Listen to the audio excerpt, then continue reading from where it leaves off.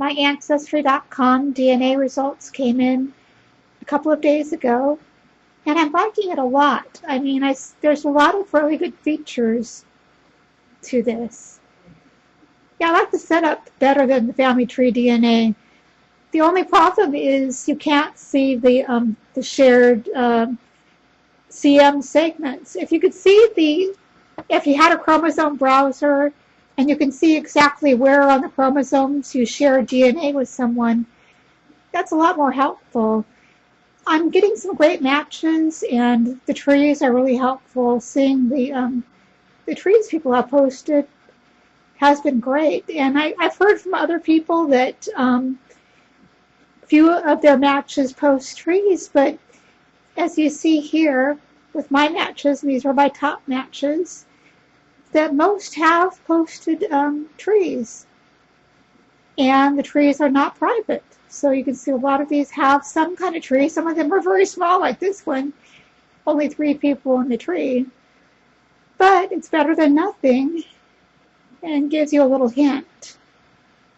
But yeah, some of them, most of them have very nice trees. 5,000 in this one, 5,000.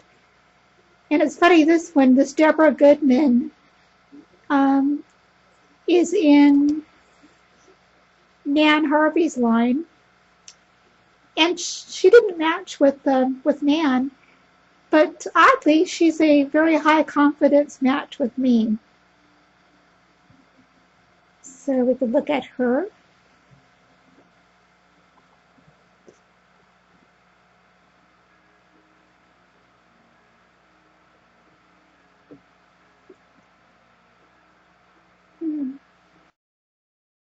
Load. But yeah, it tells you exactly where which ancestors we share in common up on top. Very good. I mean, this is excellent, really excellent.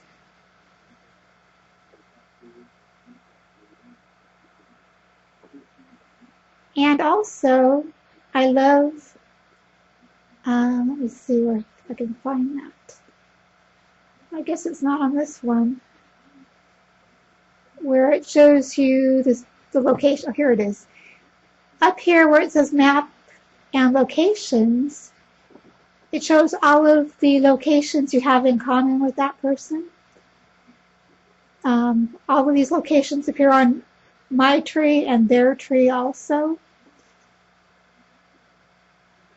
And you can see here, you can enlarge it. And I believe the orange ones will be her locations and her ancestors. So when you shine the mouse over that,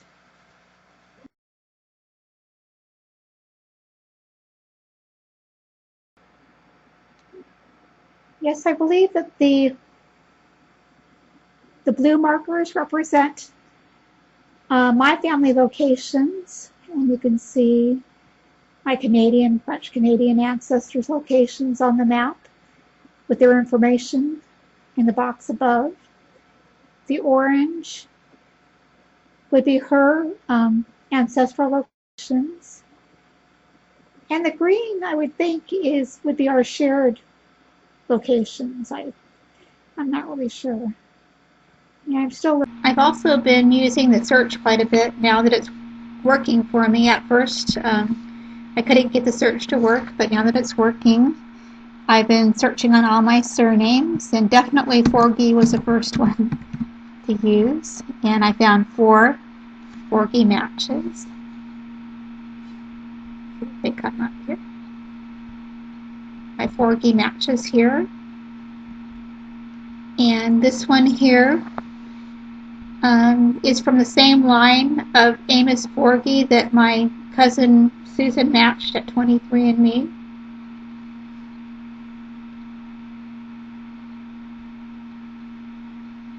Slow right now.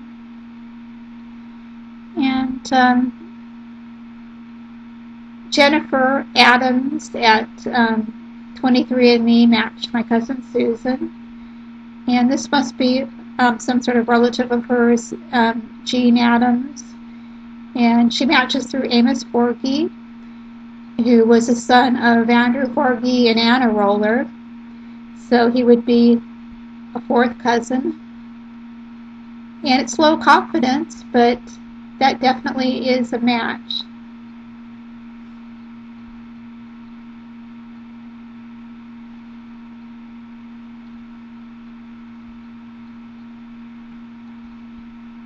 So, and I also had too far back. I had a Samuel Forgy match also.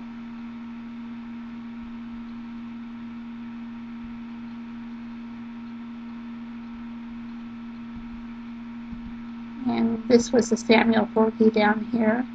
Very low, but it's still a Forgy, so a match. And I had a lot more on Zirkle. I seem to have a lot of Zirkle DNA, because I get the most matches at Family Tree and here at Ancestry on Zirkle. So my Zirkle matches are here. I seem to have more German blood and French Canadian, and also Irish. So that would be Irish, the Irish Catholic side of my family. And that shows up a lot. I get a lot of matches from those ethnicities. I've also searched on place, and that's worked out well. Learning all this really well for me. If you have ancestors in a small town, that's especially helpful. I have ancestors in a small area of Quebec called Saint Leon, Canada, Quebec, Canada. Let's see if I see it on the list here. The Grand, right here. So when I search there, I'm positive that I'll get relevant matches. And yes, I do. I have a starred match that I found already.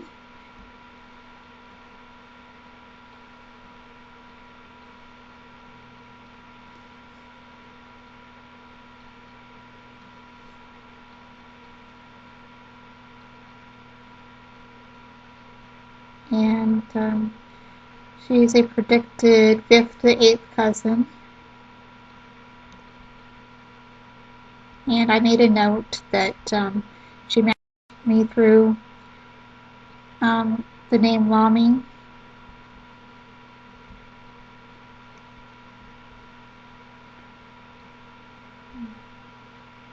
So I forgot about another great feature of the AncestryDNA is the fact that you can star people and set them apart from the rest of the many pages of matches you have. So you can then see the group that you have confirmed you have some kind of relationship with. And these are the people I've confirmed I have some kind of relationship with. I've made a note for each one saying where our connection is. And in order to see the note, the only thing you have to do is shine your mouse cursor over the little note icon, and you can see exactly the note that you made on them, and you don't have to click anymore, and it's very quick that way. Really a great feature. I love that note feature. And I'm using that a lot and setting people aside. And I wish that that Family Tree had a way of pulling out your matches and putting them into a different group, so you can easily, get to them. So I'm using that a lot. And I'm finding, that Ancestry has a great setup other than no chromosome browser. So if they had the chromosome browser, it would be one of the best DNA companies to test with if it had the chromosome browser. Not having the browser is a handicap. If you can get the person to go to GEDmatch and compare there, that's helpful. Otherwise, yeah, you just don't know where the shared DNA is. So I am very happy that I did test with them, and it's been great. And over the next few weeks, I'm sure I'll find more shared ancestors. Oops.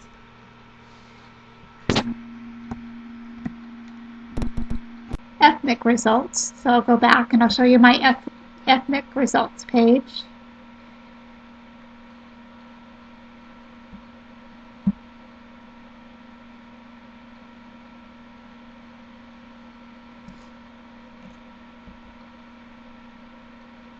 And you can see the percentages for each continental area. I have quite a bit of Irish. So Great Britain, Ireland would be my two highest areas. And my great-grandmother, Helen Mullen Mason, came from Ireland in the 1890s. And she settled in Chicago. I think I inherited quite a bit of her Irish DNA. I do have a number of Irish matches also, so I can tell that I did get quite a bit of the Irish. So here it says the range is 9 to 42%. And this probably includes some of my 4G DNA also, though, because you can see how the Irish DNA overlaps into England and Scotland. And I think it's really nearly impossible to tell the difference between English, Scottish, and Irish DNA. I think it's got to be all pretty similar. And I think that's the problem with Europe. It's going to be hard to tell, especially in the Central European area. There's no way to tell, the difference between German and French and so forth. I don't think there is a way to tell. But this is the closest. I'd say that this ancestry ethnicity estimate is the closest of any of the estimates I've got. At Family Tree DNA, I got an estimate of 12% Middle Eastern, which I'm not seeing here. My mother got 20% Middle Eastern. So we'll have to see when the new Family Tree DNA population finder comes out, if they change our ethnicity, if they keep it the same. So yeah, it's all so good, very good, and like I said, this is probably the closest. But it does give you kind of a wide range of possibilities, like I said with the Irish, and with the English, I could be 11 to 61%. So you could take your pick. I think people were complaining, so they gave a range, so they wouldn't get so many calls about this, probably. Yeah, they give you a lot of little background information on that population. History, background information. An excellent little tool. The whole thing is just excellent. And it came back in a little less than 3 weeks. And with Family Tree DNA, sometimes I've got results coming back very quickly. Other times it's taken 8 weeks to get the results back or more. So a Family Tree DNA can be pretty unpredictable. And I suppose that even Ancestry, if there is a problem, can take longer also. But in general, I think 23andMe and Ancestry are faster at getting your results back than Family Tree DNA.